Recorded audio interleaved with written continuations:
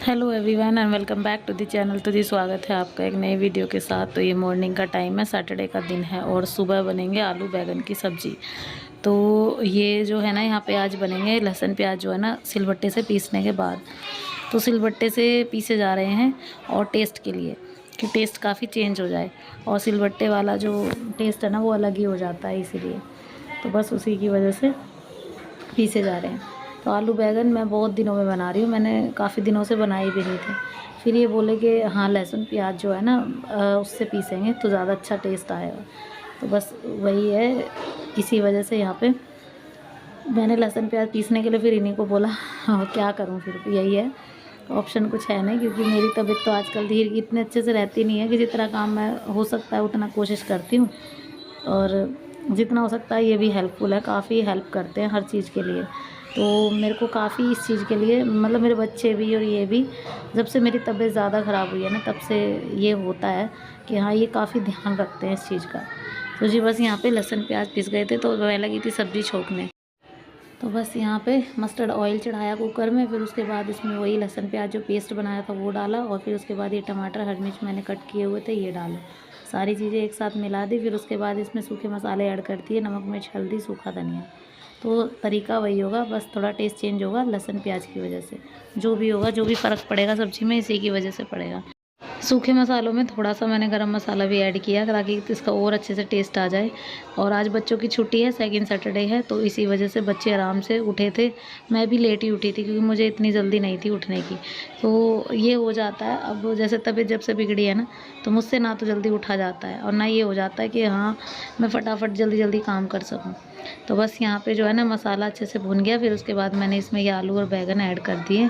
अब इनको थोड़ी देर तक इसमें कसाऊंगी ताकि इनका मसाला जो है ना अंदर तक पहुँच जाए। और फिर कसने के बाद फिर इसमें लगा दूँगी 2 से 3 सीटियाँ, और सब्ज़ी जो है ना बन के रेडी हो जाएगी। सो गाइस यहाँ पे मैंने सब्ज़ी छोंक दी थी, और जब तक सब्ज़ी में सीटी आई आटा वगैरह लगा दिया मैंने। फिर अब जो है ना मैं कर रही हूँ नाश्ता। तो चाय वाय बना ली थी और बस नाश्ता हो रहा है। थोड़ी थोड़ी चीज़ें सारी लेके बैठी हूँ, 2 बिस्किट, 2 मतलब रस और फ़ैन और थोड़ी नमकीन।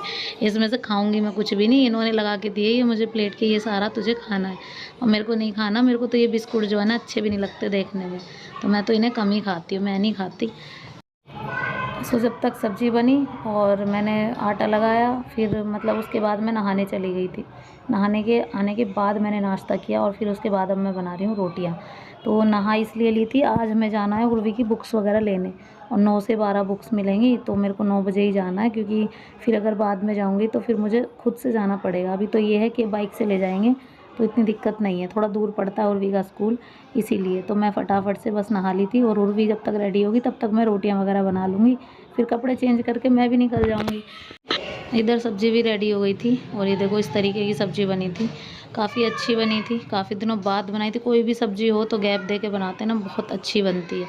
सिंक आप देख ही लो, इतनी भर गई थी बहुत ज़्यादा। और बस अब फटाफट से काम ख़त्म करके और जाना है बुक्स वगैरह लेने, और बुक्स वगैरह लाके फिर आज ही उनको कवर वगैरह भी करना है, क्योंकि फिर टाइम नहीं रहेगा। और ये है कि उर्वी का काम थोड़ा सा पेंडिंग हो जाता है कई बार, तो ये है। तो सब्ज़ी देख लो इस तरीके की बनी।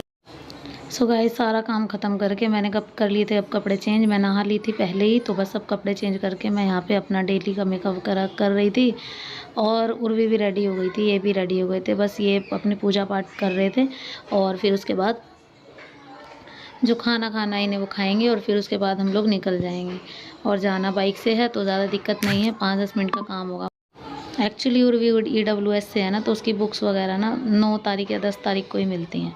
अब पता नहीं इस बार 11 उन्होंने इसलिए कर दी, क्योंकि क्या है ना कि सेकंड सैटरडे को बच्चों का तो ऑफ रहेगा और टीचर्स को बुला लेंगे, और फिर इस तरीके से तो मतलब इसी वजह से 11 तारीख रख दिया। अब ये होता है या तो उन्होंने इसी वजह से रखा हो कि एक दिन हमारा बेकार ना हो। लेकिन जो भी है बुक्स मिल जाएँ, फिर ये बच्चे का कोर्स मिल जाए तो बच्चा अपनी पढ़ाई वगैरह आराम से कर लेगा। अब रात को की थी ऑयलिंग, बहुत अच्छे से ऑयलिंग की थी। उर्वी ने मेरे सर में इतनी सारी ऑयलिंग कर दी, देखो बाल बिल्कुल चिपके चिपके लग रहे थे। और फिर मेरे को कुछ सूझा नहीं, तो मैंने स्ट्रेट से मतलब 2 चिमटी लगा के और चोटी कर ली, क्योंकि मुझे फिर ऑप्शन मिल नहीं रहा था कुछ और। अब मैं बालों को किसी और तरीके से करती फिर हो ही नहीं पाता, क्योंकि बहुत ज़्यादा ऑयलिंग हो रखी थी बालों में। तो बस यहाँ पे सिंपल सी चोटी की। अब चोटी भी बहुत पतली हो गई, ये बाल जो है ना दवाई वगैरह की खाने से कहते हैं बाल झड़ते हैं बहुत ज़्यादा। तो बस अभी जी मैं रेडी हूँ, चलिए चलते। सो गाइस मिल गई उर्वी की बुक्स, और ये देखो ले आई मैं टाई बेल्ट भी मिली है इस बार, क्योंकि टाई उर्वी 6 क्लास में आ गई है तो टाई इस बार चेंज है। वो जो होती है ना धागे वाली लगाने की, वो बच्चों जैसी वो नहीं है इस बार। तो यहाँ पे जो है ना ड्रेस का कार्ड भी मिला है, और ड्रेस हम ले सकते हैं, मतलब जहाँ वो उन्होंने जो शॉप मतलब उनकी है ना, उनकी नहीं है, मतलब जहाँ से उन्होंने ले रखा होगा अपना लिंक, उसी शॉप से हम ये ड्रेस वगैरह ले सकते हैं। तो बस यहाँ पे जो है ना ये रजिस्टर मिले हैं इस बार, क्योंकि 6th क्लास में आ गई है तो कॉपी वगैरह नहीं मिलती, रजिस्टर वगैरह मिलते हैं। तो ये देखो ये उर्वी कार्ड दिखा रही है। और रजिस्टर अब ये है कि अब बड़ी क्लासेस में ना रजिस्टर यूज़ होते हैं, कॉपी वगैरह छोटी क्लासेस में यूज़ होती है, लेकिन फिर भी 2 कॉपियाँ उनको मिली हैं जिन पे उनके स्कूल का नाम मेंशन है। तो सारी बुक्स वगैरह जो भी हैं पूरी मिली हैं, लेकिन इस बार एनसीईआरटी बुक लग रही है इसकी, तो कुछ बुक्स जो है ना बाहर से भी लेनी है। तो 4 बुक्स वगैरह के लिए बोला है मैम ने। तो एनसीईआरटी जो बुक होती हैं वो ईडब्ल्यूएस वालों को स्कूल से नहीं मिलती, वो हमें बाहर से ही लेनी पड़ती है। तो इसी वजह से जो बुक्स मुझे बाहर से लेनी है उनका मैंने बना लिया है एस्टीमेट, तो उनको भी लेकर आऊँगी। फ़िलहाल के लिए ये बुक्स हैं, और इस बार उर्वी बुक बाइंडिंग के लिए मना कर रही है, कह रही फिर खुलती नहीं है अच्छे से, तो बोल रही है कि हाँ मैं अच्छे से रख लूँगी, तो मुझे कोई दिक्कत नहीं है। तो इसी वजह से मैंने सोचा कि ठीक है फिर अब यही है कि उसको नहीं करवानी बाइंडिंग, तो कोई बात नहीं। तो सारी बुक्स जो है ना अच्छी थी, इस बार का कोर्स जो है ना काफ़ी अच्छा है, लेकिन फिर भी एनसीईआरटी से पढ़ाई होगी तो ज़्यादा बेटर है। तो बस यहाँ पे जो है ना इसकी बुक्स वगैरह मैंने रख दी, और फिर साथ के साथ इसको कवर वगैरह भी मंगवा दिए थे, ताकि जो है ना अच्छे से पढ़ाई हो सके, क्योंकि फिर छुट्टी का टाइम मिल रहा है, फिर नहीं मिल पाएगा कोई दिन, फिर उसके लिए ना दिक्कत होगी। अब ये जो है ना इस बार प्रैक्टिकल की बुक साथ में लगी है, मैथ्स का प्रैक्टिकल है, और इसमें जो है ना साइंस का प्रैक्टिकल है ये। और बच्चों को बहुत अच्छे से टिक वाले क्वेश्चन, मैचिंग वाले इस हिसाब से, और 1 वर्ड क्वेश्चन ऐसे दिए हुए हैं। मैथ्स की प्रैक्टिकल बुक है, मैथ्स में भी जैसे इसमें ये कॉलम दिए हुए हैं उस हिसाब से क्वेश्चन पूछे गए हैं। Which village has maximum numbers of TV sets, तो इसमें बताया गया है कौन से विलेज में, ये 5 विलेज करके दिए हुए हैं ABCDE। अब इसमें से टिक करना है किसके पास सबसे ज़्यादा है। तो इस तरीके के practical, maths practical, Hindi practical, ऐसी बुक्स भी दी हुई हैं। ये बच्चों के लिए ना बहुत अच्छा माइंड गेम है, और बढ़िया है ये, अच्छे से मतलब कर लेंगे बच्चे। और हिंदी की बुक भी काफ़ी अच्छी थी, लेकिन एनसीईआरटी फिर भी मैं इसको दिलवाऊंगी, ताकि एनसीईआरटी से ये समझ सके आगे, फिर 9th क्लास में गवर्नमेंट में जाएगी तो उसको दिक्कत ना हो किसी चीज़ की। सो गाइस यहाँ पे जो है ना उर्वी कवर भी ले आई थी साथ के साथ, और बस अपने कवर चढ़ाने लग गई थी। एक्साइटमेंट होती है ना बच्चों को कि हाँ हम ले आते हैं, और कवर वगैरह अपनी कॉपी रेडी कर लेते हैं कल के लिए। तो सारी बुक्स, सारी जो नोटबुक है ना उनके कवर जो है ना कलर के अलग अलग लगवाए गए हैं, किसी का कोई कलर अलग है और किसी का कोई कलर अलग है। तो सबके जो सब्जेक्ट है ना, सब्जेक्ट वाइज कलर अलग अलग है। तो जिस भी टीचर का जो सब्जेक्ट है उसने अपना कलर इशू किया है, तो इसके हिसाब से कवर लेके आई है, और भी जिस हिसाब से मतलब कलर रखने हैं। तो जैसे मैथ्स का जो रजिस्टर है उस पर वाइट कलर का कवर चढ़ेगा, और हिंदी वाली पे ब्लू, और उस पर साइंस वाली ने डार्क ग्रीन, इस तरीके से मतलब सबने अपने अपने कलर डिवाइड किए हैं।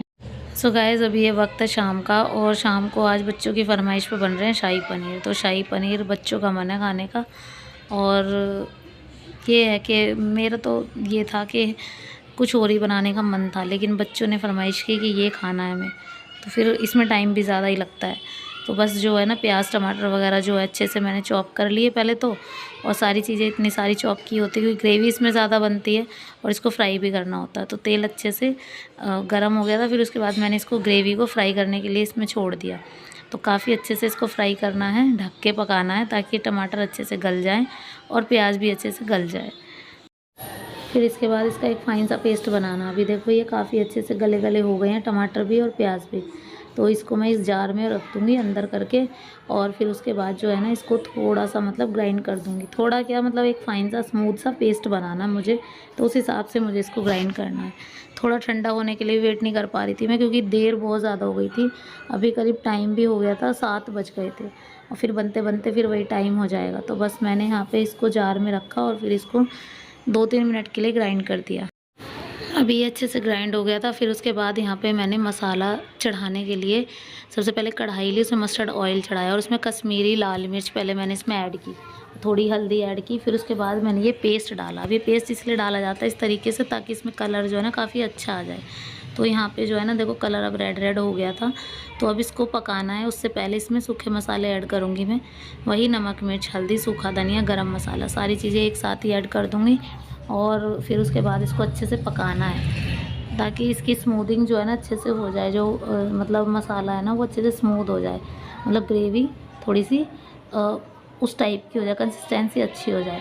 तो बस यहाँ पे इसको थोड़ा सा चलाते रहना। अगर आपके पास क्रीम है तो इसमें क्रीम ऐड कर सकते हैं, लेकिन क्रीम जो है ना मेरे पास थी नहीं इस वक्त, तो मैंने इसमें नहीं डाली। अभी यहाँ पे जो है ना पहले मसाला अच्छे से ऐसे ही पकाऊंगी कुछ देर तक ढक के, फिर उसके बाद इसमें पनीर ऐड कर दूँगी। सो गाइस इसको पकने के बाद मैंने इसमें पनीर भी ऐड कर दिया था, लेकिन मैं फ़ोन ऑन करना भूल गई। और बस अभी लास्ट मोमेंट पे मैं आपको दिखा रही हूँ। इसमें जो है ना धनिया ऐड कर रही हूँ, उसके बाद इसमें थोड़ी कसूरी मेथी मैं ऐड करूँगी।